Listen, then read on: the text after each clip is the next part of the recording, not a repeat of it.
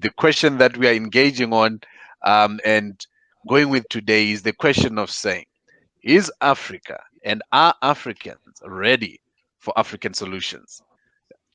Go ahead, Okay, Tonata. thanks, Stanford, and thanks a lot for very illuminating views from everyone. Uh, Maybe I think there's we can take counsel, we can take a leaf from trade union organization and how workers organize under trade unions. The workers, who are organized under a trade union are individually very weak. They earn very less and they're very negligible. I mean, relative to the employer. I mean, if you look at a worker who is earning 6,000 rands, for instance, in South Africa, if you were to take on a mining company by themselves, it would be impossible. But those workers together, united, I mean, they're able to bring the economy of most developed countries and even our country, South Africa, to a standstill. We've got a case in point, which is Marikana. We saw it in 2012, but obviously it didn't end very well. What I'm trying to say here is that history is always moving. History is not stagnant. There will never be a time where we say as Africans that we don't have any problems, and therefore we have created a footing for us to unite. The problems that we have will always be there. They will always persist. And yes, we still have issues in terms of trust deficit. We still have issues of destabilization. We've got issues of not uniting. We've got issues of inferiority complex, which is a residue, obviously, of imperialism and colonialism. But that should not, obviously, give credence to the notion that we are not ready to unite.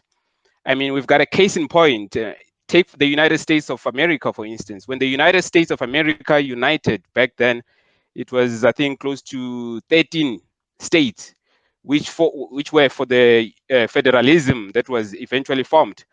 It took them years to eventually unify under the same understanding. But you can imagine if all those 13 states that were saying that let's unite uh, had maybe relaxed and not went ahead with that idea of unification, then they wouldn't have united. But what I'm trying to say is that they had differences. All those 54 states in America had differences, but still they were able to form one federal government. Even the EU, the European Union at the moment, they have their own differences. Differences will always persist, and we should not use them as a basis for not uniting. And in fact, precisely because of these problems, it's why we should unite as Africans. We should have unity of thought. We should have unity of action. And that's what we need at the moment. And we should do it irrespective of the problems that we have. Otherwise, African unification will never be realized. Wow, great, great, Thanks, Tony. great input there. So, Ephraim, can you please unpack for us, in the shortest way possible, your understanding of exactly now? Let's move on from, theoretically, are we ready? Are we not ready? Let's move on to a practical example of what's happening currently in our continent. So, the Madagascar situation, the solution to and medication for coronavirus. Ephraim, can you unpack it for us? Thank you very much. So just to give context with regards to the COVID-19, according to the WHO, which is the World Health Organization, there hasn't been a cure yet. However, those people that are infected with the COVID-19 can actually recover through what they are calling supportive treatment. Okay, which means a person can actually be, supported through a number of things, to recover from the infection. So Madagascar came out and they claimed that they found um, a cure, or rather a preventative drink, which they are calling the COVID tonic, or the COVID herbal drink. Now, this COVID herbal drink was developed, or rather, it was, or it consists of what is called a artemisia, which is a plant which is known to treat malaria, or rather, it's also used in the treatment of malaria. So they came out with that herbal drink, and then they said within 10 days, a person who is drinking that herbal drink can actually be cured, can actually recover from the COVID-19. So now, the WHO has refuted those claims. They have said Madagascar did not go through the normal scientific research that is required, and other African countries have supported, but a number of African countries have not supported this claim that was made by Madagascar. However, now my point is that in Africa, we know that we have cured a number of diseases through herbs. We have dealt with a number of illnesses through herbs, and according to what we are saying, COVID-19 can be cured through supportive treatment. So some people are saying this herbal drink can actually support through that, the so-called supportive treatment. It might not be the actual cure, but it may actually assist in boosting one's immune system to a point whereby you can actually be able to recover. Your immune system is not able to fight by itself. So So a few African countries, yes, yes, ma'am. yeah, no, go ahead. You can wrap it up. Yep. Yeah. So a few African countries have come in support of Madagascar. That's you Tanzania, Congo Brazzaville, uh, Guinea-Bissau, Equatorial Guinea, and Senegal. These are the few countries that have actually ordered the herbal drink to their own countries. Recently, we have seen South Africa has offered to assist in scientific research, but a number of other African countries were sort of, against saying these guys, where did they find the cure? So we have seen a few African countries in support, but a number of countries are not in support of this Okay. particular. And So so so I close out. yeah. So what I'm hearing is that there's an issue of classification of whether it's a cure, it's a supportive treatment. There's an issue of who not saying that who's saying that we don't have a cure yet.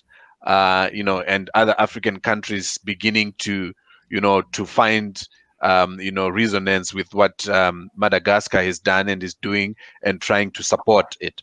Now the question on this one is to say, so is this a reflection of Africa being ready for African solutions? Question number one. Question number two, what is it that as an ordinary African we can do? Should we go and drink this remedy? Or what should we do? We should distance ourselves from it, you know? um, Said, I wanted to give just an additional remarks Yeah, on what I was shortly. saying. Yeah. Yeah. If you look at Africa, Africa has dealt with a number of epidemics. Uh-huh. Your Ebola, your malaria, the cholera, and a number of epidemics.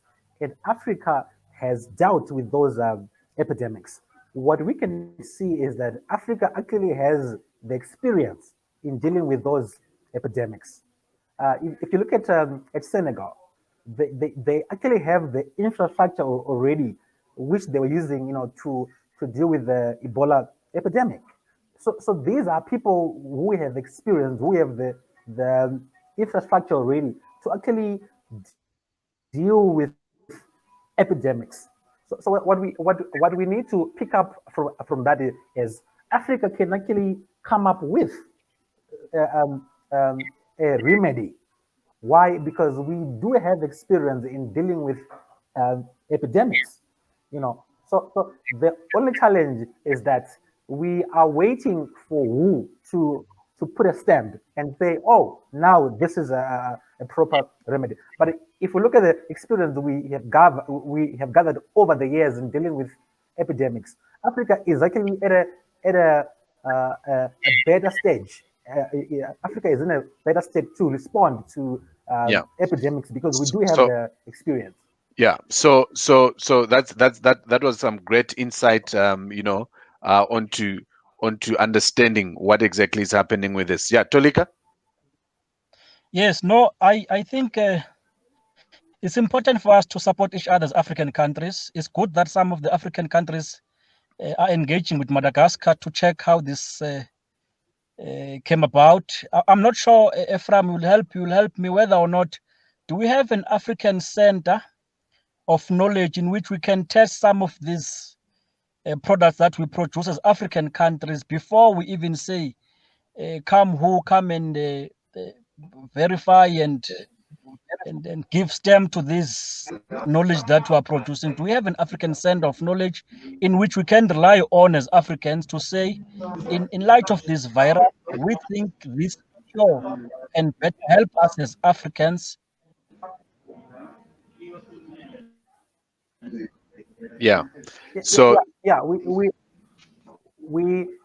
do have the CDC Africa. However, CDC Africa is backed by the US. It's a US sort of organization yeah. based in Africa.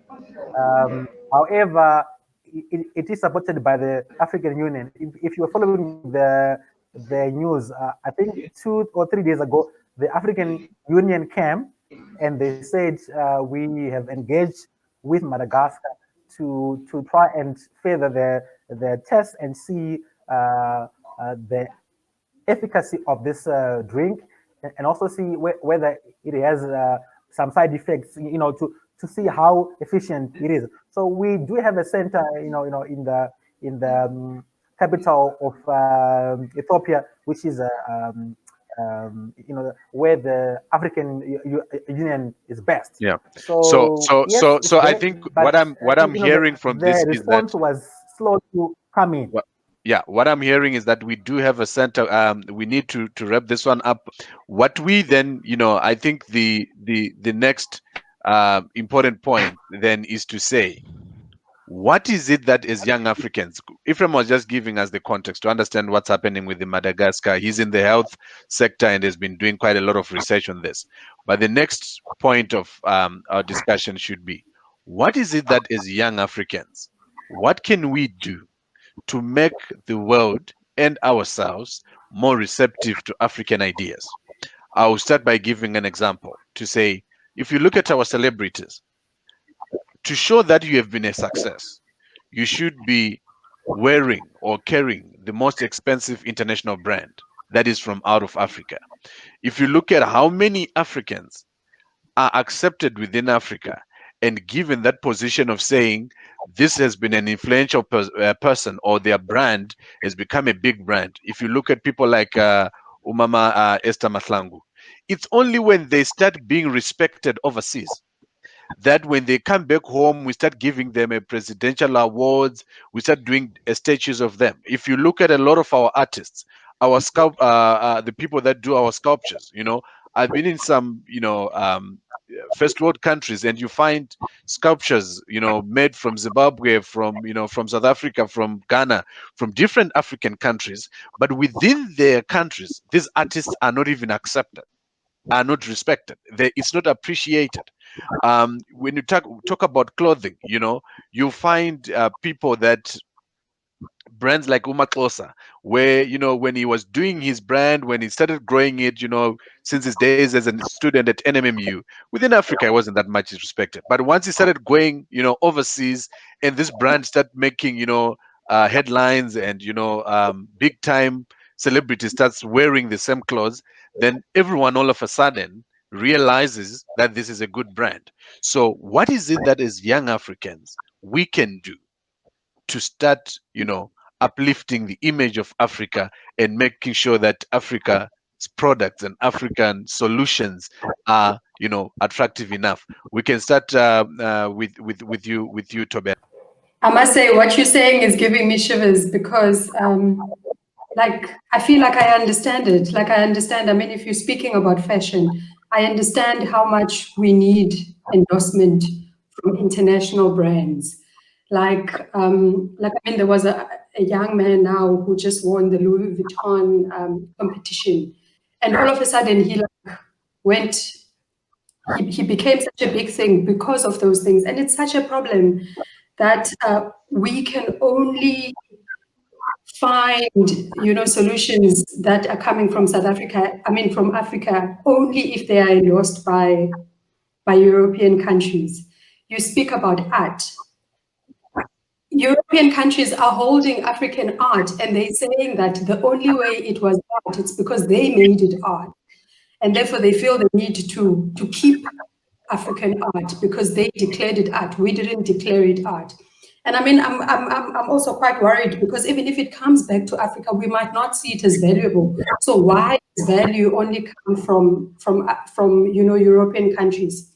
And to put a spin onto that, Africa is an emerging continent with young people, with upcoming middle class people that in the future have the scale to drive the economy. So why is it that we want affirmation from European countries? And of course, our past has a lot to do with it. And I think these conversations are quite important in us changing that narrative. Because remember, we have been brainwashed that ourselves are not as beautiful up until someone else tells us that we are beautiful. Our solutions don't matter until someone else finds value in them. And I think that's a psychological thing that Africa has a problem with, and that we need to change over time. And I do think that we need to mobilize young people. We need to mobilize celebrities that have voices to stand for African things. It needs to stop being endorsed outside before they endorse it. And I think these conversations for me are important. It gives me so much shivers. Hey? Yeah. Paul, you can come in there. Yeah, well, there's a lot to talk about there, Stan. It's a very, very rich argument. But yeah, I think one of So the things I'm we need to with you. do. I'm with you in terms of there's a lot there. There's just so much that we can focus on there. But let's stick to that one. What can we do as young Africans? Yeah, that's what I'm saying. There's a lot for us to do. For example, I'll give you a simple example. I was talking to someone today, and we were talking about African writers. And one of the things that person said to me was, the problem I struggle with reading African novels is they think backwards. Most of the novels that she came across were addressing apartheid issues, or the drama revolved around past African issues. That's our reality, of course. But now it is impossible, it's almost impossible for you to imagine backwards. Uh, Good as it might sound that we have to embrace our heritage and where we're coming from, for Africa to move forward, we need to have forward thinkers. People who come up with music, not because it was played in 2013, it was successful, but introducing your own. We don't even have to think of Beethoven's Sixth Symphony. You can start your own, create from zero. And the other thing that happens is familiarity brings contempt. We're so contemptuous towards each other because we know each other. A person goes outside of our scope of influence, and then they still make it there. That's when we start recognizing that, oh, there was some value from this person. We need to start appreciating one another as we are in our own uniqueness, and it's easier said than done. I'll give you a simple example. Just a simple basic example. There are more than 3,000 people combined on all our Facebook pages, the panel here. And just because we are African, you will find that someone will even not want to click and listen to this conversation. But if it was a different panel, it's a different story altogether. So we look down on our own when we're actually supposed to invest time just to say, okay, I'm going to read an African novel. I'm going to watch an African movie. God has to help me with African movies. I always say that the storylines are almost the same. Yeah. We lose out on our creativity, and we need to tell those people that we are paying attention and we are watching you. If a person, no matter how popular they are, puts out a music disc, puts out a music song, a song actually, and it's not par excellent, we need to be able to critique it and tell them, Yeah. throw that in the bin. Because now Yeah. you look, I was reading this article from Emmanuel Adebayo former Arsenal player from Togo, and you were saying that Sadio Mane from Sadio Mane was not supposed to win African Footballer of the Year because he's playing in Europe. And he gave an example of Lionel Messi and said Messi does not win South American, Argentinian awards because they are saying he's not playing in Argentina, he's playing in Barcelona in Spain. So we are looking at these guys and we're thinking they're playing better simply because they are playing in Europe. While in Wow. Africa, there are divisions. Here in South Africa, you've got the Zim League, you've got the Zambian League, you've got the Nigerian League. The Egyptian League is better. But because they are here in Africa, our African soccer governing bodies don't even look at them because So they don't you watch that you kind of soccer. you actually find that you have come to a point of pain to a lot of people. Remember, people are currently not watching soccer. Okay, the sport lovers are not watching sport because of this coronavirus. So don't tremble on that one because some of them might become emotional. Shonaka.